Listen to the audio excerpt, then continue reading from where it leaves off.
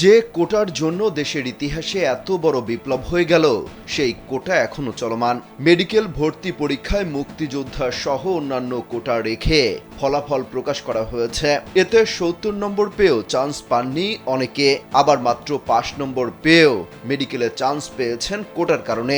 এর প্রতিবাদে আবারও কোটা না মেধা স্লোগানে মাঝরাতে বিক্ষোভ হয়েছে ঢাকা বিশ্ববিদ্যালয় এলাকায়। রোববার রাত 11:30টায় এদিন প্রকাশিত ফলাফলকে বৈষম্যমূলক দাবি করে রাজধানীর কেন্দ্রীয় শহীদ মিনারে বিক্ষোভ করেন ঢাকা বিশ্ববিদ্যালয় ও ঢাকা মেডিকেল কলেজের বেশ কিছু শিক্ষার্থী। তারা ফল বাতিলের দাবিও তুলেছেন। শিক্ষার্থীরা বলছেন, এই কোটার বিরুদ্ধেই গণ আন্দোলন হয়েছিল। এবার ব্যাংকও আপনার হাতের মুঠোয়। Balance transfer, mobile recharge, bill pay থেকে শুরু করে যা চান সব হবে এক মুহূর্তে। NRBC planet. স্বৈরাচার পতনের ইতিহাস লেখা হয় এর মাধ্যমে, কিন্তু বর্তমান সরকারের ৬ মাস হয়ে গেলেও এখনো কোটা প্রথার বিলুপ্তি দেখতে পাননি।